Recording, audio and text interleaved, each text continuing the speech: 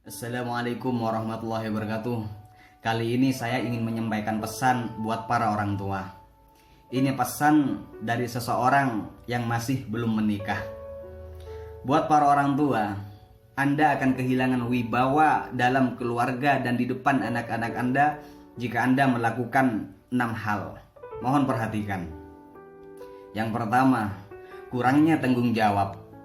Ketika tanggung jawab Anda kurang pada keluarga dan anak-anak Anda, baik tanggung jawab lahir ataupun batin, maka secara otomatis rasa hormat mereka juga akan berkurang pada Anda.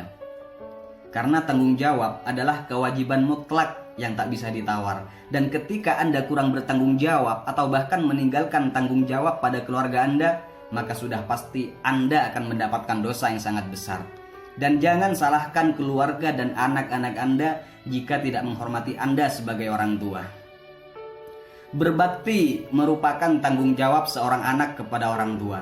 Lalu bagaimana mungkin mereka akan menunaikan tanggung jawab sementara Anda sebagai orang tua tak pernah mengajarkan sebuah tanggung jawab? Dan bahkan bisa saja anak-anak Anda juga akan mengabaikan tanggung jawab ketika ada persoalan. Karena cerminannya adalah Anda sebagai orang tua yang tak bertanggung jawab. Dan yang kedua, orang tua yang malas beribadah. Orang tua yang malas beribadah secara tidak langsung ia telah mengajarkan anak-anaknya lalai. Bagaimana mungkin keluarga dan anak-anaknya akan menghormatinya dan mendengarkan, sedangkan Tuhannya saja sering ia tinggalkan. Omongan orang tua seperti ini hanya akan dinilai seperti bunyi kebisingan yang tak akan pernah didengarkan dengan keluarga dan anak-anaknya, sebijak apapun omongan tersebut. Dan yang ketiga, orang tua yang suka mengeluh. Orang tua yang suka mengeluh sejatinya telah mengajarkan keluarga dan anak-anaknya untuk bermental pesimis. Bagaimana mungkin keluarga dan anak-anaknya akan memiliki rasa semangat dan optimis jika hampir setiap hari Anda sering mengeluh di depan keluarga dan anak-anak Anda? Sedangkan Anda sebagai orang tua adalah cerminan utama bagi keluarga dan anak-anaknya. Dan yang keempat, orang tua yang pelit.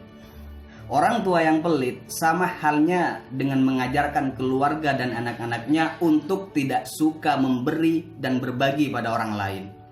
Orang tua yang terlalu kikir dan pelit biasanya akan dijauhi keluarga dan anak-anaknya. Bahkan keluarga dan anak-anaknya akan sulit untuk dimintai tolong. Karena mereka merasa Anda sebagai orang tua selalu takut rugi untuk berbagi kepada mereka karena sifat pelit Anda. Sehingga mereka juga tidak mau rugi untuk menolong Anda walaupun Anda sebagai orang tuanya. Dan yang kelima, orang tua yang kasar dan keras. Orang tua yang kasar dan keras akan membentuk karakter anak menjadi seorang pembangkang yang akan cenderung melawan. Ia akan menganggap Anda layaknya zombie yang menakutkan. Anda akan cenderung dijauhi dan ditakuti. Dan Anda akan menjadikan suasana rumah seperti neraka, sehingga membuat keluarga dan anak-anak Anda tidak betah, dan mereka akan mencari kenyamanan di luar yang tidak ia dapati di rumahnya. Dan ketika mereka punya persoalan sebesar apapun, mereka akan lebih memilih untuk cerita dan berbagi kepada orang lain daripada Anda. Kasar dan keras yang sering Anda perankan dalam keluarga Anda hanya akan menjadi pengusir mahabbah, cinta dan kasih yang akan membuat keluarga dan anak-anak Anda menjauhi Anda dan tidak akan ada yang dekat dan akrab pada Anda.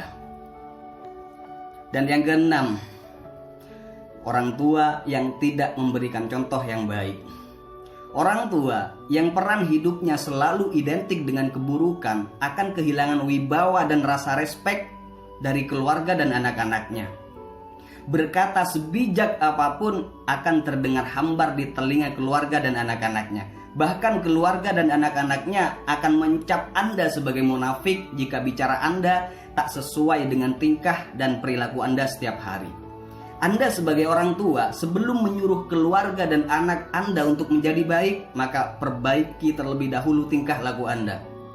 Bagaimana mungkin Anda mengharapkan keluarga dan anak yang baik jika peran hidup Anda jauh dari kata baik, sedangkan Anda adalah cerminan bagi mereka?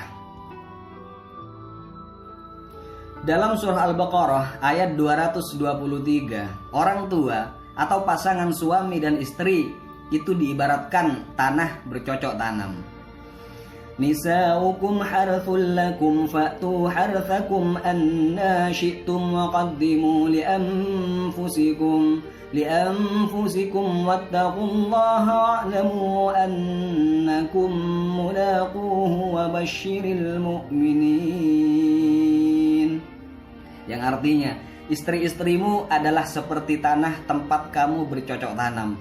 Maka datangilah tanah tempat bercocok tanammu itu bagaimana saja kamu kehendaki, dan kerjakanlah amal yang baik untuk dirimu, dan bertakwalah kepada Allah, dan ketahuilah bahwa kamu kelak akan menemuinya, dan berilah kabar gembira orang-orang yang beriman. Ayo kita belajar dari ayat tersebut. Dalam bercocok tanam, tidak cukup hanya sekedar menanam lalu kemudian dibiarkan begitu saja. Dalam bercocok tanam perlu dirawat, dibelikan bibit unggul, dijaga, dikasih pupuk, dan dipelihara agar terjaga dari hama dan dapat tumbuh dengan baik dan subur. Dan hanya petani yang kurang bertanggung jawab yang hanya menanam lalu kemudian dibiarkan tanpa dirawat. Sama halnya dalam rumah tangga. Anda sebagai orang tua untuk mendapatkan anak yang soleh, Anda perlu mempersiapkan banyak hal. Dari mulai merawat, memberikan makanan yang baik dan halal, memberikan pendidikan, serta dijaga dari pergaulan-pergaulan yang tidak baik. Bagaimana mungkin Anda berharap anak yang soleh dan soleha, sementara Anda tak mempersiapkan semua persyaratannya? Buat para orang tua, yang perlu Anda tahu, menjadi orang tua itu tidak ada sekolahnya, karena sekolahnya adalah kehidupan itu sendiri. Semua orang tua mungkin bisa membuat anak, tapi tidak semua orang tua bisa dan mampu mendidik anak-anaknya dengan baik. Buat Anda, wahai orang-orang tua, tugas Anda bukan hanya sekedar reproduksi. Ada yang lebih dari itu, yaitu mempertanggungjawabkan semua dengan sebaik-baiknya sampai berakhirnya riwayat Anda. Ayo, sama-sama belajar untuk terus menjadi lebih baik. Buat Anda yang sudah ada keluarga dan bahkan punya anak, jadilah selalu yang terbaik buat mereka. Anda tinggal mempraktekkannya dalam keseharian Anda. Dan saya juga akan terus belajar dari sekeliling saya sampai Tuhan mempertemukan saya dengan jodoh terbaik. Dan semoga disegerakan. Semoga Tuhan selalu membimbing kita dalam kebaikan. Hadanallahu wa iyyakum ajmain. Assalamualaikum warahmatullahi wabarakatuh.